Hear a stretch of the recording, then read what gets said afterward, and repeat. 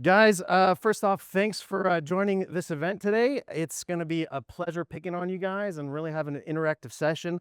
I promise not to make it boring for you if you promise not to make it boring for me. So do we have a good deal? Yes. All right, that's good. So real quick, guys, today we're going to be talking about premium print and digital print embellishments. And I have let's say a vested family history in this. So those of you who kind of know me and my story, I'm actually fourth generation print on both sides of my family, which is bonkers. Like, that's just not natural. And my father and my two uncles started a small company in 1982 called MGI. I don't know if you guys have heard of it, but they make the dimensional inkjet machine that we then sold the company to Konica Minolta. So my whole life, like I remember when we first came up with that machine, it was a mistake. Like we were going to market. You guys know what Drupa is? Have you guys ever been to Drupa? Yeah, some of you. We had a 4-color inkjet press that couldn't register. And it was literally like a month before Drupa and we were freaking out. And my uncle, the CEO, goes, screw it. Let's just print clear ink and then we'll call it a digital spot UV coater and then we'll figure out the registration after the show. And so that's what we did. We actually put ink that didn't have any pigment in it and we just started hitting clear ink on top of like offset printed sheets and people went wild. Like people were like lined up across the booths. Like it was the wildest thing. And that set our whole company onto like a different path. And from the moment I saw people's reaction to the embellished print, I've been hooked. It's like a drug for me when I see people look at cool print and the reactions that they get, because I think there's a big psychological advantage of using embellishments, and we're going to talk about that psychological advantage. So real quick, how many printers in the room? Raise your hand. All right, so we got a bunch of printers in the room.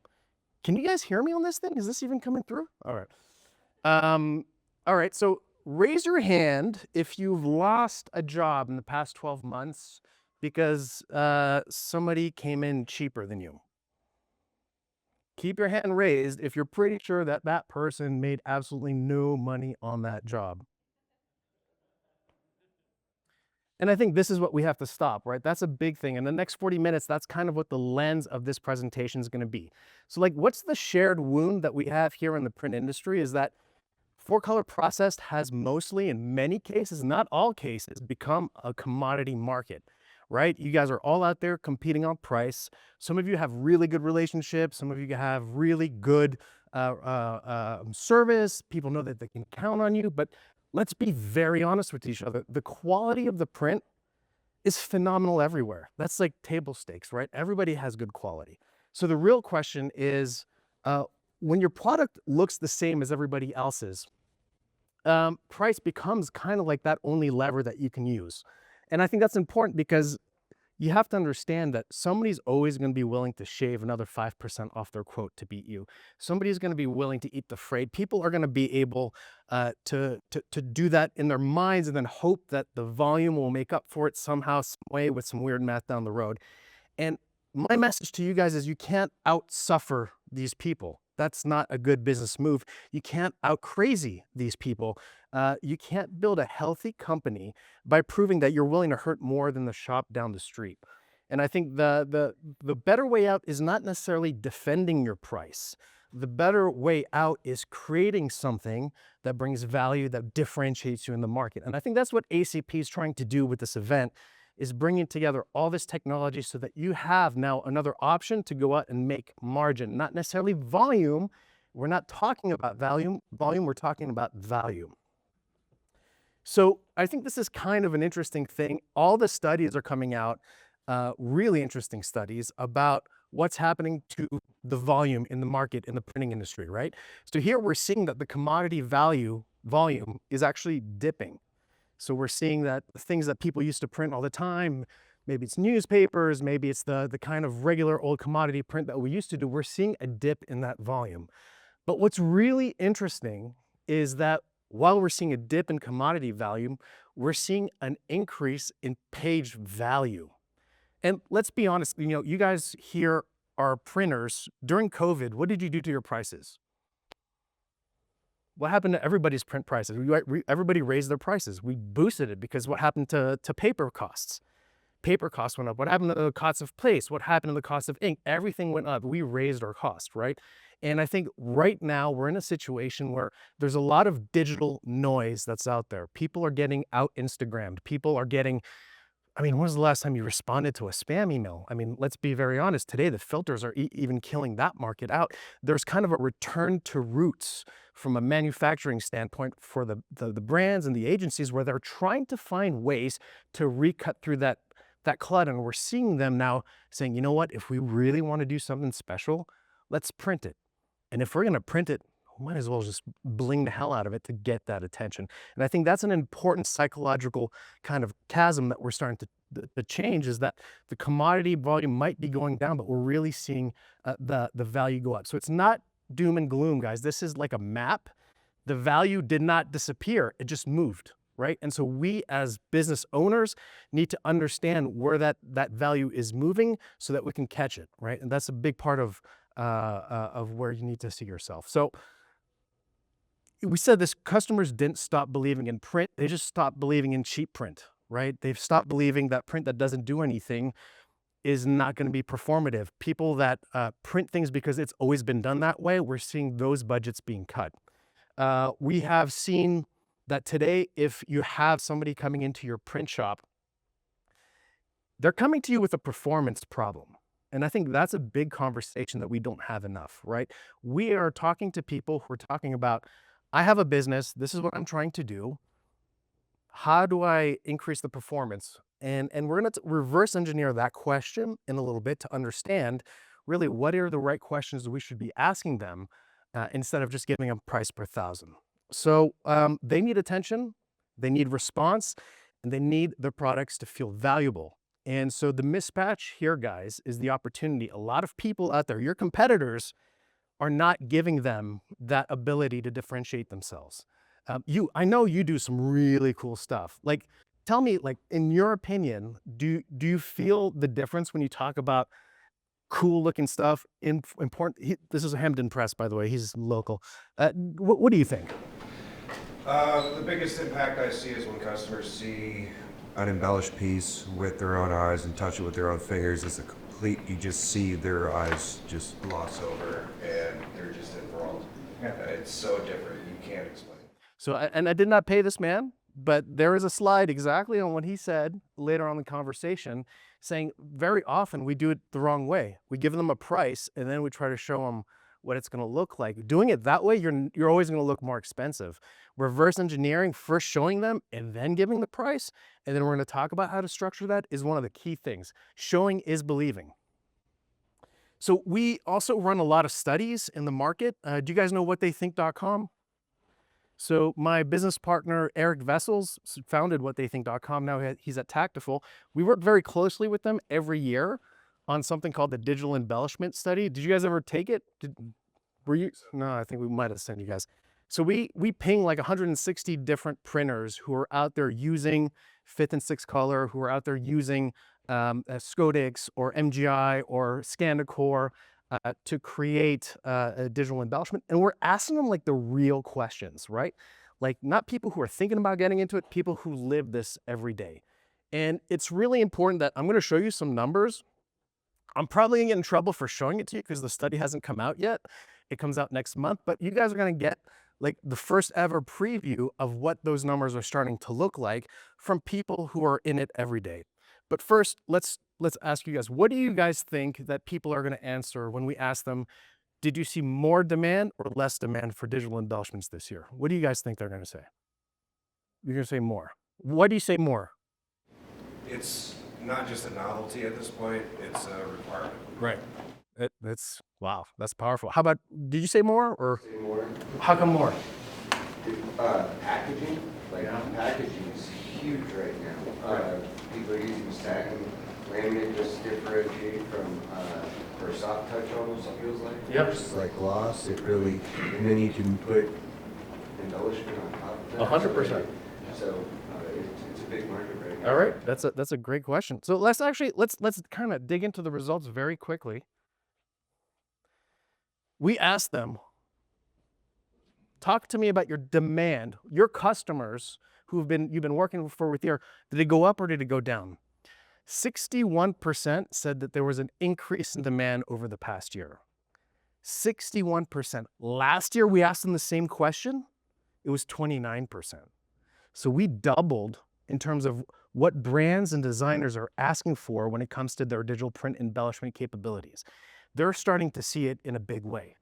Number two, there's a huge competitive window that's open. And we're going to talk about this. Do you guys know what I talk about when I say scarcity of supply? It's basic economics. There's not that many people doing this stuff out there. And what does that mean? What are some of the opportunities when you're kind of the only person in your market that's able to do something? What do you guys think that means to your pricing, for example? Right? What is it? Early retirement. Exactly, right? You can charge a lot more because you're not competing on price because you have a unique finishing capability. And very often, and actually I'm surprised, who here has digital inkjet embellishments? I'm kind of curious. I know you do. Anybody else? Sometimes having that unique finishing will actually drive more printing in your printing press because people know that you could do the finishing instead of doing it, printed here and embellished there. It'll actually move upstream and get more prints through your print shop. Number three, this was a big one.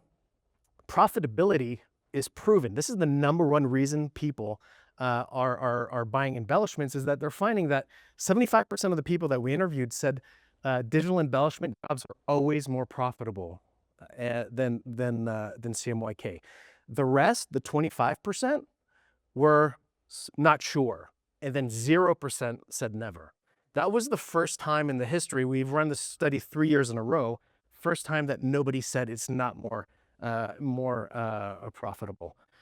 The overarching theme, and this is year after year after year, and this is a big part of why we created Taktiful, is that the sales team is continuously the number one obstacle on getting volume. They have a difficulty feeling comfortable being the more expensive person in the room. They have a feeling that it's, I don't want to be seen as more expensive as the other person. So sales and getting them to understand the value, we're going to talk about value selling and the importance of value selling in embellishments. That's been one of the big, every year that we've seen. And then finally, you guys are all in the printing industry. I'd like to say we're an optimistic bunch, but let's be honest, it's, I know us, you know us. It's not always, roses, but when it came to the question, what are your feelings on the future of digital print embellishments? The people who are in it today, 91% said either positive or very positive. So 91% of the people who are in it today are seeing this as one of the main drivers for where their business is going as printers. And that's phenomenal information. So again, look for the study coming out on what they think at the end of next month. And we're definitely gonna, I think, release the final numbers soon. All right, so here's the premium problem, I think, in one sentence. Your buyers are ready to pay for print that performs. And our industry is always just keeping them, we're just giving them a quote for print that just exists, right? So there's a demand for premium work in every market that's represented in this room. How many people do printing for restaurants? Restaurants. You don't think they're looking to be different on their menus? What about real estate? Anybody here doing real estate? You thought, especially on the premium real estate stuff, embellishment is a huge opportunity. What about schools, school books, agendas? We're talking about nonprofits. Nonprofits are one of the best markets when it comes to this stuff. Sir, you said packaging earlier. Do you know what kept, I think, the digital embellishment industry afloat during COVID? Boom. Cannabis package. Oh, we're in Denver. Of course you guys would get that immediately. But yes, cannabis packaging is a huge market for digital embellishments. Who can tell me why they think that is? They want to stand out, right? Sometimes behind glass, so you have to see it from far. So something needs to pop off. Why digital embellishment? Why not traditional embellishments? Why not foil stamping and screen printing? Why are they small quantities? Boom. Every month, the laws change and the packaging needs to change with it. So they can't print 1 million boxes and then just throw away 500,000 whenever the laws change. So these markets, there's key markets that are pushing the embellishment market, the digital embellishment, in really, really positive ways. If you guys are in the Denver area, I mean, this is an absolute, I mean, I think a wonderful market for you guys to look at. And the most important thing is that it's important to understand that they did a study on this, this little thing right here, what printers thought they can get for a job and what print buyers were willing to pay for that job. Anybody want to guess what the delta has been traditionally when it comes to digital embellishments? How many points are printers leaving on the table? 10 points? 50. Yeah. Anywhere from 42 to 50 points printers were leaving on the table. So remember, it's like we're going to talk about, you know, the Rolex effect later, but when you guys are doing really cool stuff, it's important that your pricing model doesn't represent just what you paid for it and then adding on a margin. That's great when everybody has that technology. That's the cost plus way. That's what you do with CMYK. That's what we do with a lot of other things. When it comes to digital embellishments, they're paying for an outcome. They're not paying for a line item at the bottom of a quote. And I think that's one of the things that we all have to realize is you're paying for performance. You're not paying just for how much ink or toner we used. Agreed or disagreed, John Congdon? Agreed. I know you would agree. All right, so actually that's kind of really good news if you're standing in this room, right? ACP brought us all here. Every floor in this building is talking about different types of ways to get that specialty margin, right? You have the folks from Sharp, they're going to be doing 5th and 6th color stuff. They're doing really, really interesting stuff. You have people like Scandicor who's doing the embellishments, the varnish, the foil. You have Konica Minolta who also has the embellishment and the foil. You have a lot of really cool stuff to look at. And that's the lens that you guys should be looking at this event when you're walking through it.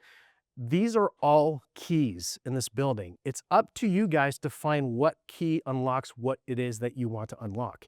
You come here because you want to learn. You come here because there's people that are willing to teach you and have conversations with you.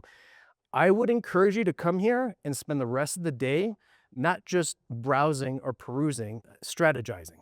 I need you guys to think about, what am I trying to unlock with my business?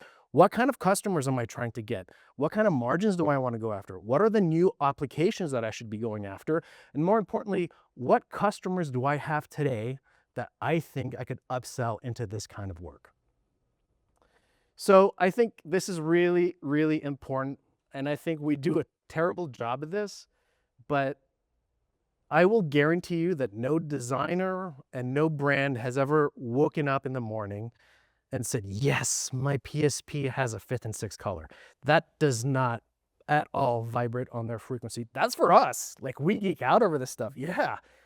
Oh, my printer has a digital embellishment capability. This is not the language that they speak. And this is, I think, really fundamental that we understand that we don't have to talk about. Nobody's going to buy toner, right? Nobody's going to buy varnish. Nobody's buying the consumable. People are buying what it can do for them. So I think that's a really important thing, that what we need to focus on when we're talking to customers about embellishments. We're not talking consumables. We're talking about response rates. We're talking about effect, and we're talking about the math. What does one new customer mean to you, financially speaking? If we do, and we're talking about the math out loud, but what does one new customer mean to your business? How often are we talking like that with our customers? We don't have those conversations. We should. So I'm going to show you guys a little video of my son, Liam. He's 5. I think this video is a little bit older, so he must have been like 3.5, 4. But I think it's important that we understand human behavior and human psychology. Have you guys seen what like SAPI has done on the Neuroscience of Touch? All the work that they've been doing on that, or no? You've seen it? Highly recommend you go to the SAPI website and you kind of look at all the research. It's really good research on what touch does from a psychological standpoint in a lot of different ways. Guys, that's your secret weapon. You guys are printers. You are selling paper that people are going to touch. And if you don't understand what happens in people's heads, in their chemistry, in their sensory cortex between the eye and the brain, it's really important that you understand that this is your secret weapon, right? So we're going to see something, and I'm going to talk a little bit of statistics, but this is really important. Tell me if you see something. I told my son it was his birthday. I was like, go ahead, buy anything. And I just filmed him through Target. Tell me what you see.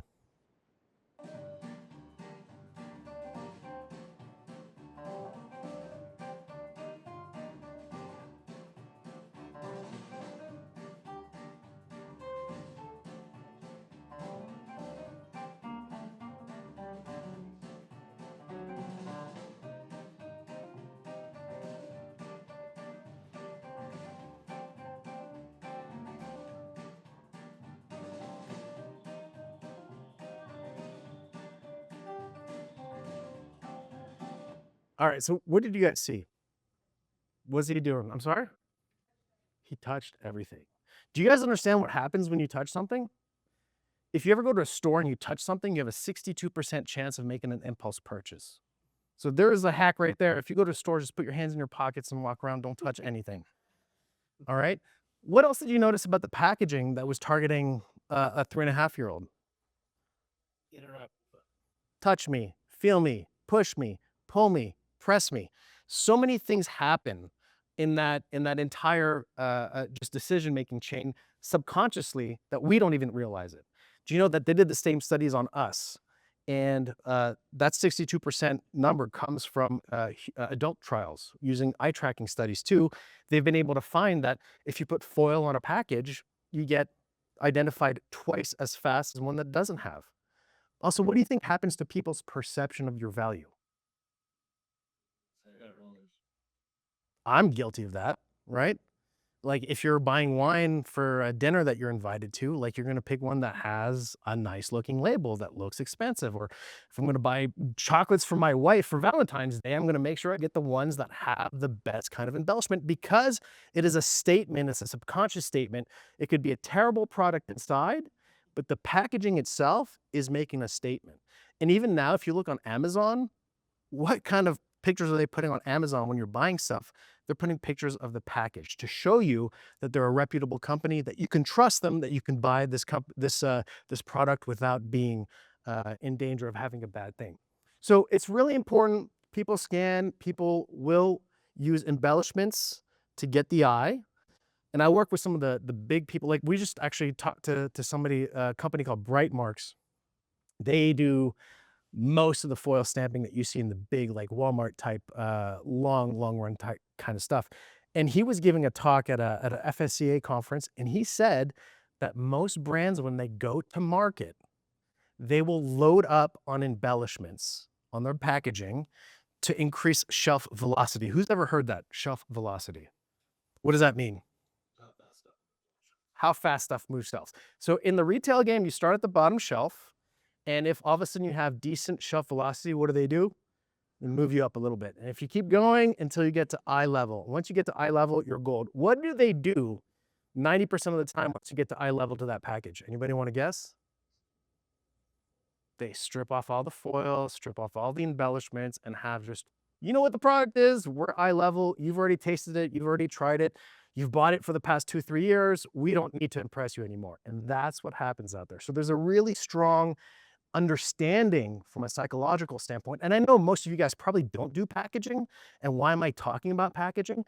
Because there's millions of dollars in research that goes into packaging every year. And that stuff works in the mailbox. It works when I'm giving you a business card. It works in a lot of different applications, not just in the packaging market.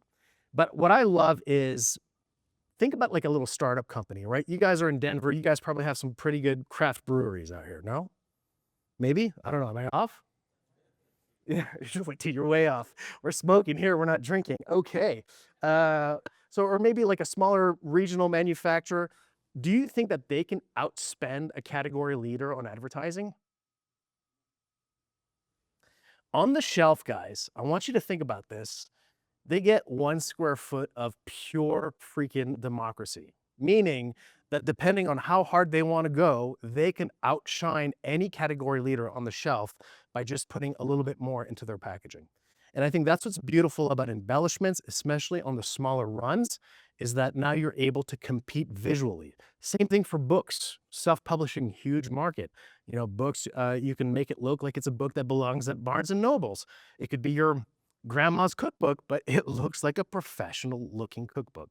So really important is understanding that there's a lot of research that backs up what embellishments can do from a physical and neurological standpoint.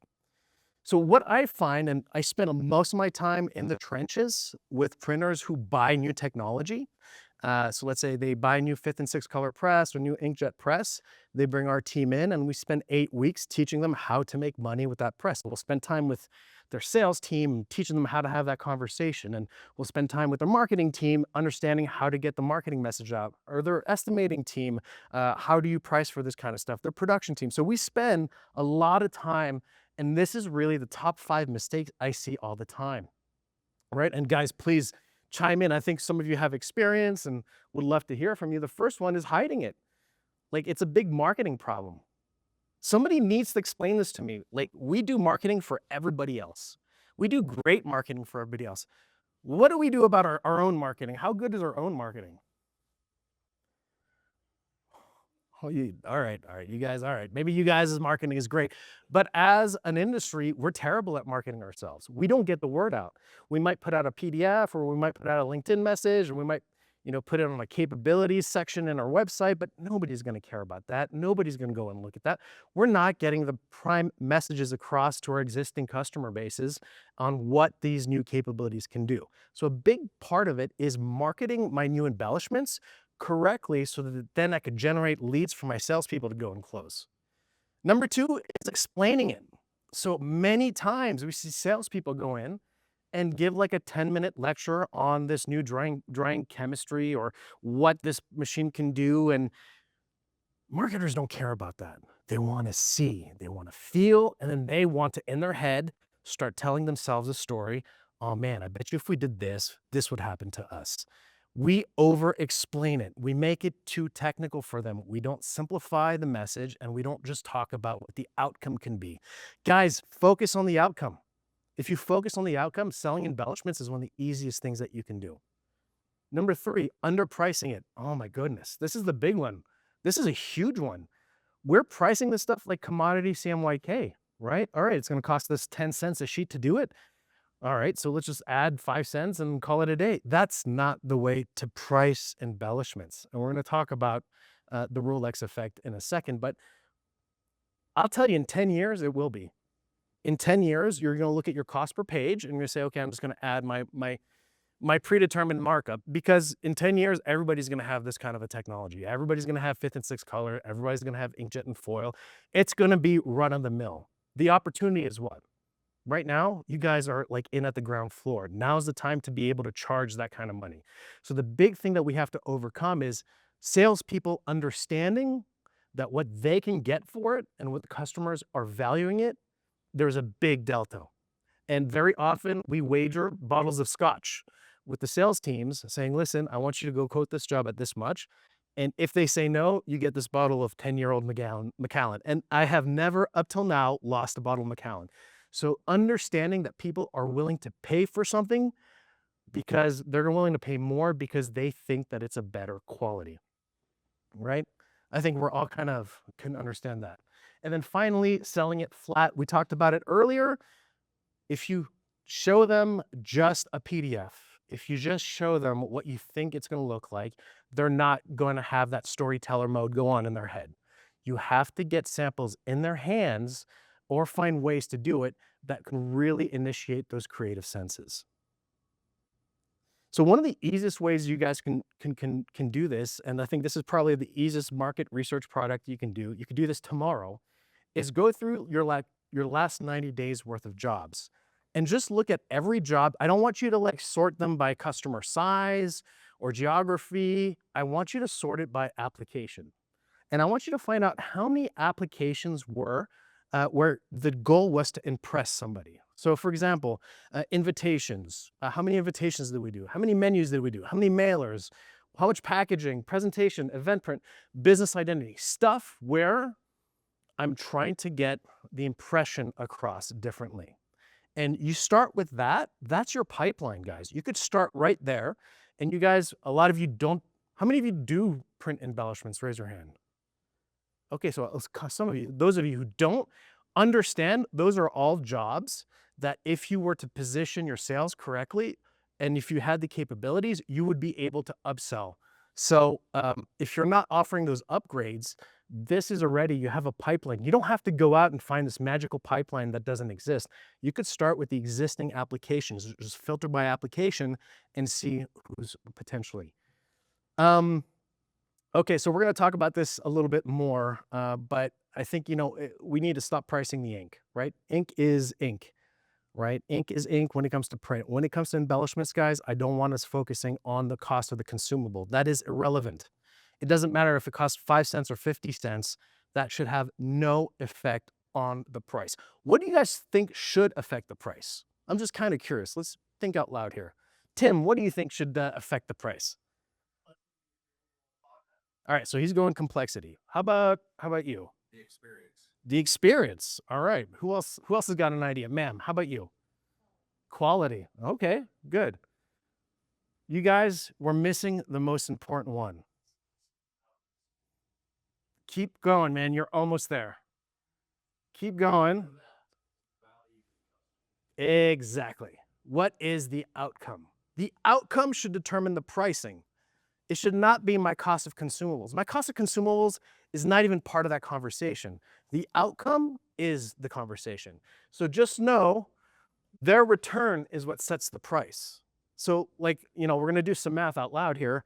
If you're doing 10,000 mailer for a company and this company is selling, I don't know, a pool cleaning service that comes once, maybe not in Denver. Do you guys have pools in Denver? I don't know, I'm in Florida. What do you guys have in Denver? I don't know, pick anything. Snow shuttle, all right. Tim, how much does a snow shoveling service cost per month? $180. So somebody's coming to you, they have a new snow shoveling business, they want to get new business. The question is not what's your price per thousand. The question you say is, Mr. Customer, what is one new customer worth to you? What is 10 new customers worth to you? And oftentimes you're trying to upcharge them maybe, I don't know, $200, $500. That could be like just one extra customer for them. So getting that in scope, understanding that it's not about what my cost is, but what is the value to you. If you get one more customer and that's $180 more per month, and you get 100 new customers, we're talking about tens of thousands of dollars, hundreds of thousands of dollars if we do this right. And that's, I think, one of the key things that we focus on is getting them printers to understand that when you're selling something, you're selling performance. And I think if we do this right, this is how you guys make margin, and they feel that they're getting something that they're paying for. And I think a lot of people kind of undervalue that. So we talk about getting something that you pay for. I'm going to tell you something. I'm a watch guy. Anybody else here likes watch? Any watch guys? All right. What's your favorite brand, sir? All right. All right. So you're not a watch guy, is like you're saying. All right. Well, listen, imagine this. You walk into, I'm going to use watch for guys, and maybe for the women in the audience, maybe think like handbags. Perfect. Handbags, like Birkin, right? All right. You walk into a Rolex store at, let's say, the Denver airport, and everybody's in a suit and tie, looking good. And you look into the little counter, and what do you see? You see 3 Rolexes for $799, $1499, $1999. What do you think, sir? Walked in the wrong store.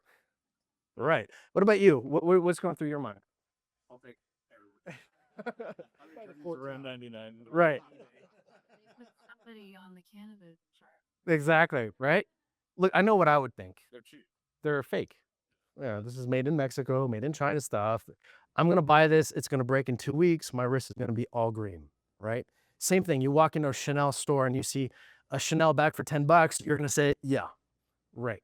Now, I want you guys to close your eyes, and I'm going to do a magic trick. Ready? One, close. No, you don't have to close your eyes. I'm just messing with you.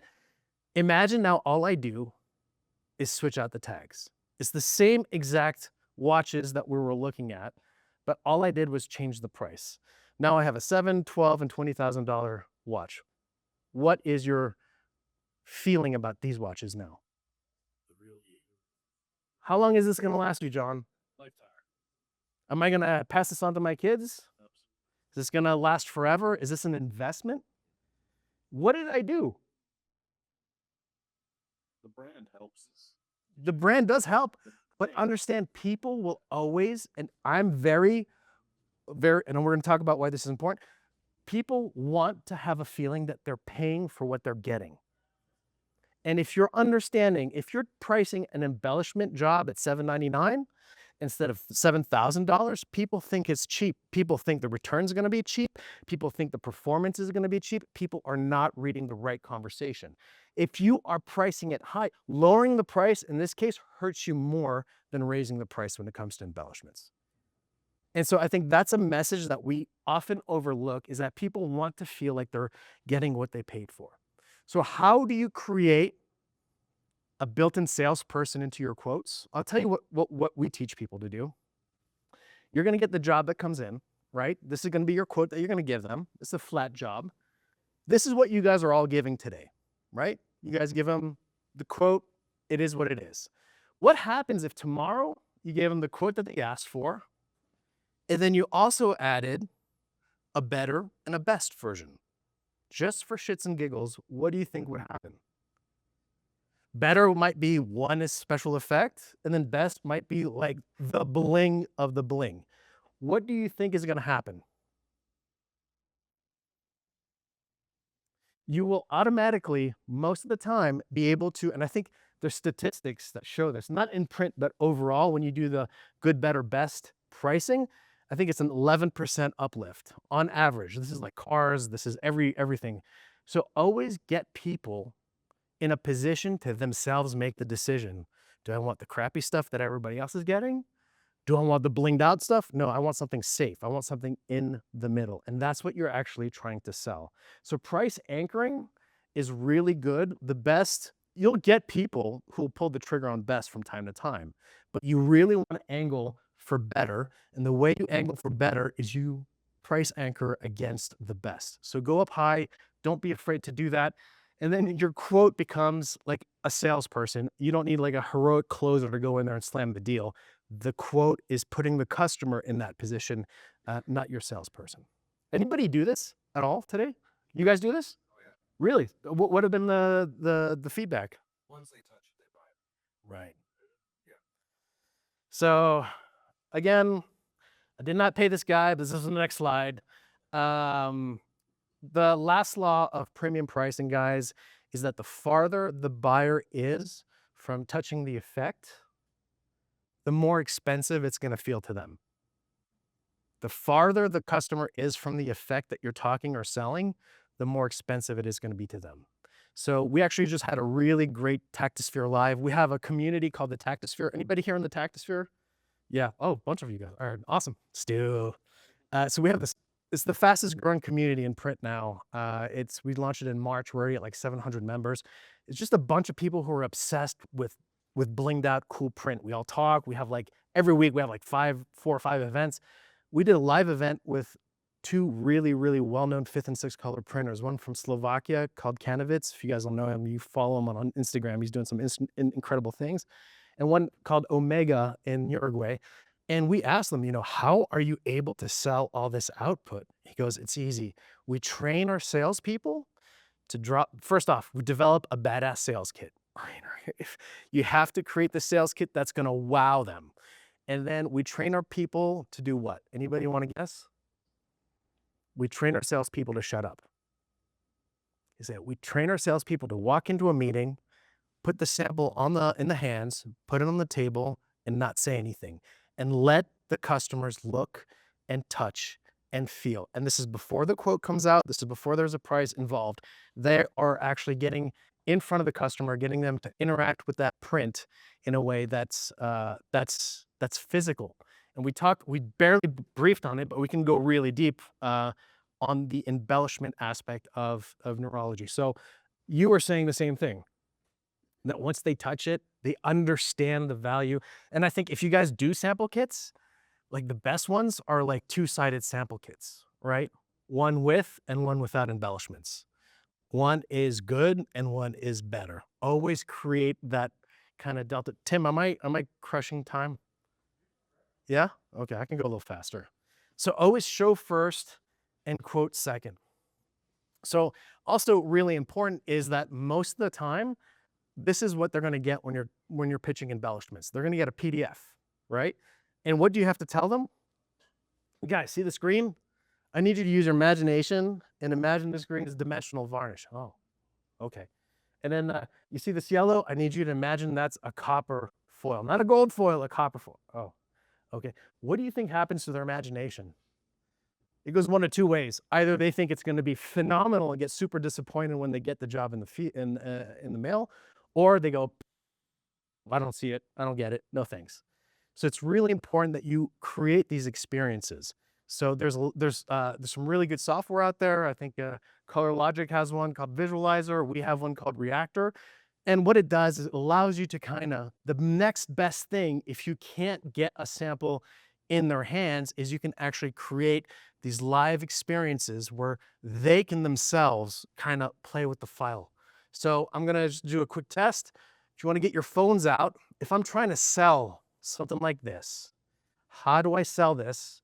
If I don't have the customer in front of me, I could just text them a link, and here's a QR code. One finger to tilt, two fingers to move, and you can pinch to zoom.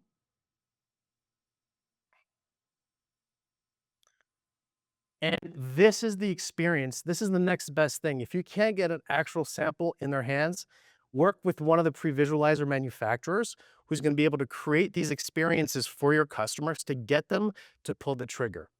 This is a sales tool. People think it's a pre-press tool, but it's actually a sales tool. You guys internet working? Yeah, I know. I was writing the same thing. So guys, really quick to wrap it up, I just want to make sure that today does pay for itself. You guys are spending a lot of money to be here. You guys are taking time out of your day.